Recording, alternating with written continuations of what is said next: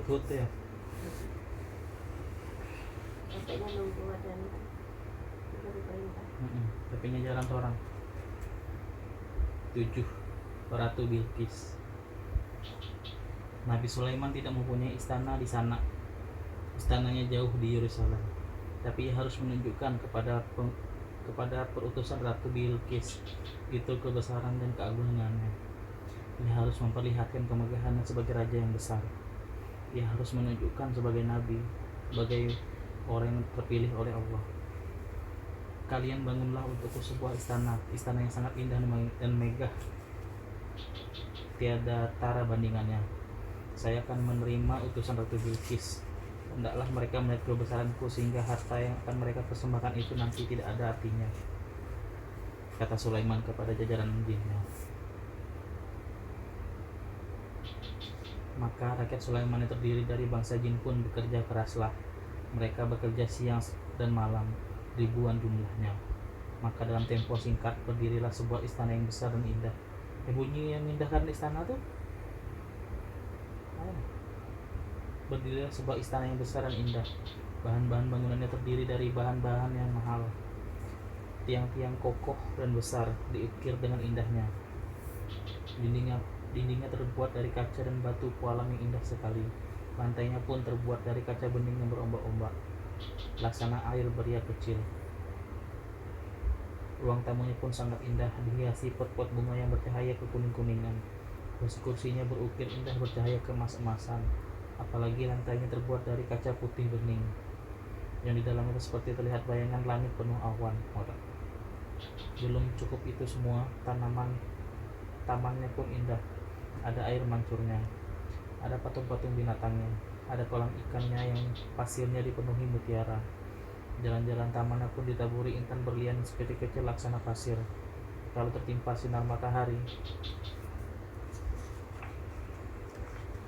maka semuanya memantulkan cahaya yang bukan main indahnya. Perutusan Ratu Bilqis itu pun tibalah. Mereka takjub bukan main. Mereka cengang kagum tiada terkira. Belum pernah mereka melihat istana seindah itu. Lebih heran lagi, kenapa selama ini mereka tidak pernah mendengar ada istana seindah ini. Tak jauh dari negeri mereka, tatkala memasuki halaman istana, mereka sudah merasa kecil, minder. Sedangkan istana dan penghuninya itu begitu agung. Apalagi setelah mereka masuk ke dalam istana, mereka merasakan diri mereka tak ubahnya seperti orang udik yang masuk kota besar. Nabi Sulaiman menyebut mereka dengan ramah. Kami utusan Ratu Bilqis, Ratu Negeri Saba. Kami diperintahkan untuk menyampaikan hadiah kerajaan ini kepada Paduka, kata utusan itu kepada Sulaiman. Kembalilah kalian kepada ratumu, bawa semua hadiah itu. Bagiku hadiah seperti ini tak ada harganya. Katakan kepada ratumu bahwa Allah telah memberiku rezeki dan kekayaan yang melimpah ruah.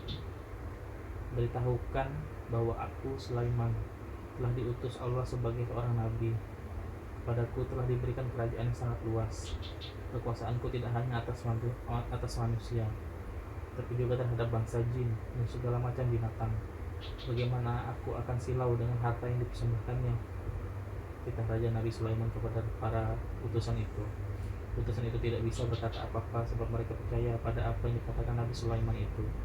Melihat indahnya bangunan dan banyaknya perhiasan dalam istana itu, mereka pun merasakan bahwa hadiah yang mereka bawa itu memang tidak ada artinya.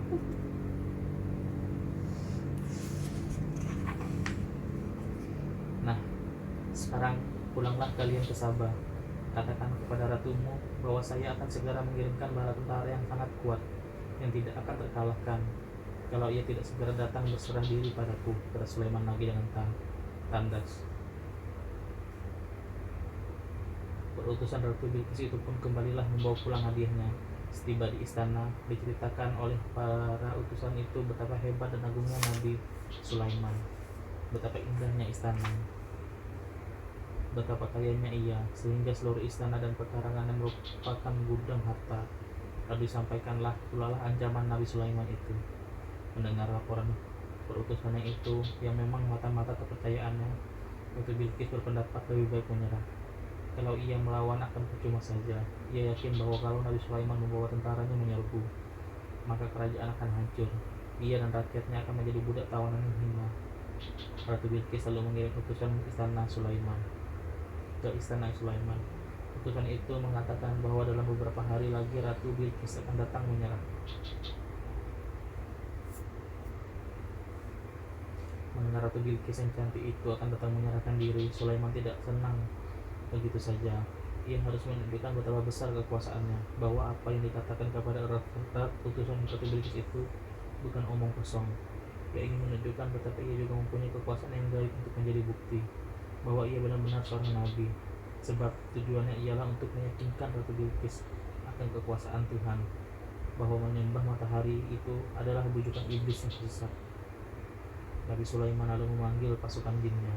Siapakah di antara kalian yang dapat memindahkan istana Ratu Bilqis dari Sabah kemari? Jangan tanya Nabi Sulaiman. Hamba dapat melaksanakannya.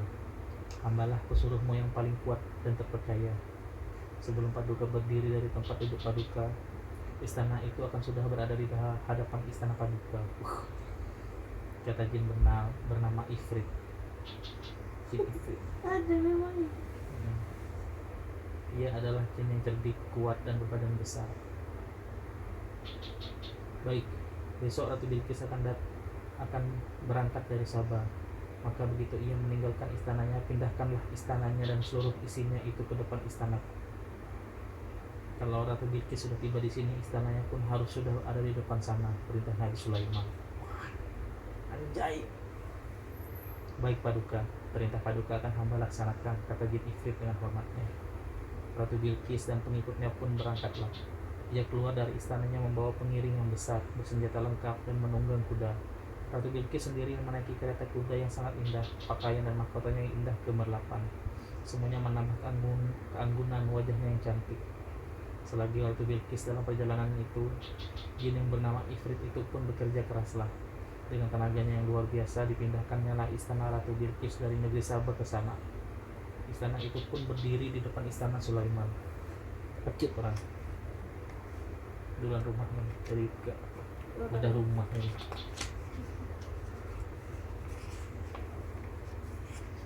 Istana Ratu Bilqis itu sesungguhnya bagus dan indah, tapi jika dibandingkan dengan istana Nabi Sulaiman, istana itu kelihatan sederhana saja. Perbandingan kedua istana itu adalah seperti perbandingan istana dengan rumah sederhana. Ratu Bilqis pun tibalah. Sulaiman memerintahkan penyambutan yang meriah dan terhormat. Berdiri di depan istana Nabi Sulaiman itu, Ratu Bilqis merasa dirinya kecil. Tidak lama menunggu, Nabi Sulaiman pun keluarlah menyambut tamunya. Sulaiman yang anggun menyambut tamunya dengan ramah sekali. Akan tetapi keramahan dan keagungan pribadi ini membuat Ratu Bilqis menjadi rikuh. Seperti inikah istanamu di Sabah itu? Perintah Sulaiman kepada Ratu Bilqis seraya menunjuk istana di depannya. Rikuh tuh? Tahu. Kenapa ya?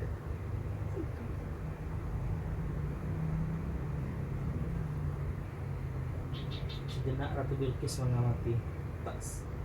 Tak salah, serupa benar dengan istananya di Sabah. Tapi bagaimana mungkin istana itu pindah kemari? Hanya warnanya agak berbeda sedikit. Nabi Sulaiman memang sengaja memerintahkan kepada Ifrit agar mengubah warna istana itu sedikit. Maksudnya untuk membuktikan apakah Ratu Bilqis dapat segera mengenal istananya sendiri. Ya, seakan-akan istanaku, sahut Ratu Bilqis ragu. Bukan seakan-akan, memang itulah istanamu, hanya warnanya kurubah sedikit. Sempat ulang. Nabi Sulaiman menjelaskan. Nabi Sulaiman membawa tamunya masuk istana. Dan Nabi Sulaiman membawa tamunya masuk istananya. Ratu Bilqis dibawa ke ruang tamu yang dibuat khusus untuk menyambutnya. Ketika memasuki ruangan itu, sejenak ia ragu. Ubin putih bening dari kaca itu dikiranya air. Spontan diangkatnya baju penutup betisnya. Saat itu di pikirannya masih kacau memikirkan bagaimana istananya pindah ke depan istana Sulaiman. Tak usah kau singkapkan pakaianmu. Lantai ini bukan berisi air, melainkan kaca yang bening.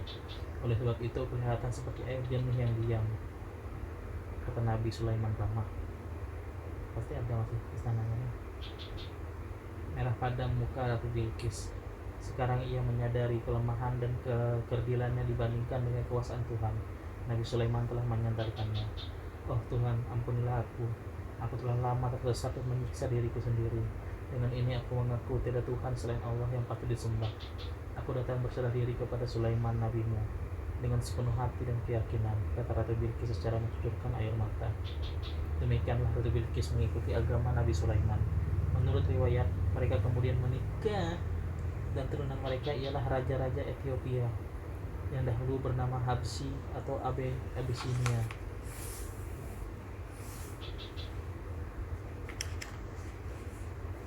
Hanya Rayap memakan tongkatnya. Oh, ini mati duduk tuh. Tahu deh. Adik tahu baca cerita Nabi lagi gitu. Nabi Sulaiman adalah nabi dan raja yang besar. Ia telah memerintah dengan keadilan dan kebijaksanaan yang sulit dicari bandingannya. Kerajaannya pun luas dengan rakyatnya yang beraneka ragam. Nabi Sulaiman telah menegakkan sebuah kerajaan yang jaya bagi bangsanya. Ia memerintah sampai usia yang sangat lanjut.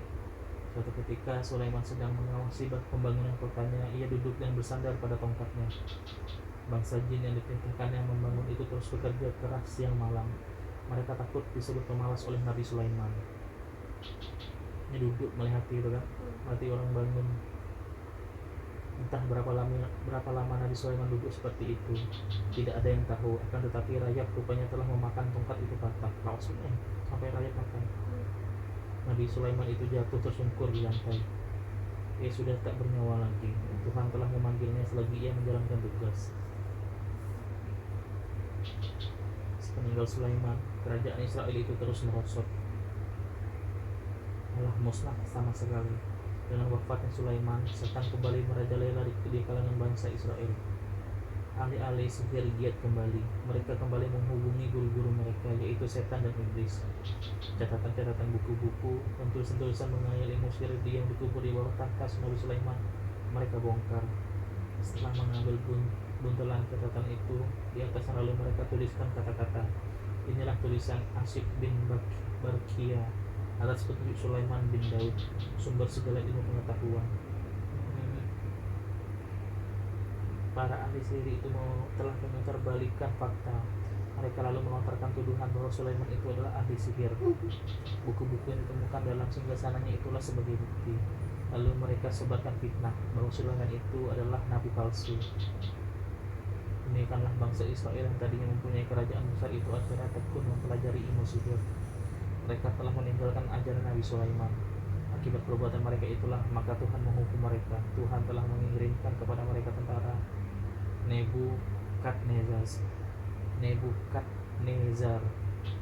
Nebukadnezar, raja Babilonia yang perkasa.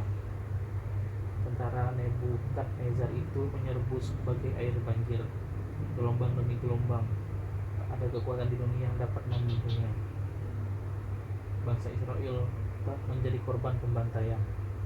Rumah-rumah mereka dibakar atau diratakan dengan tanah. Orang-orang Israel yang masih hidup dibawa ke Babylon sebagai tawanan. Di sana mereka menjadi budak, bekerja secara paksa membangun kota Babylon yang megah. Kota Babylon yang megah. Itulah hukuman bagi bangsa Israel yang telah memfitnah Nabi Sulaiman sebagai ahli sihir.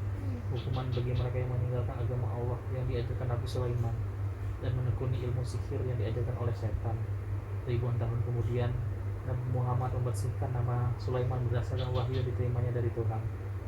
Muhammad mengatakan, ribuan tahun tapi Muhammad mengatakan bahwa Sulaiman dan Daud adalah hamba-hamba Allah yang soleh yang diangkat menjadi nabi.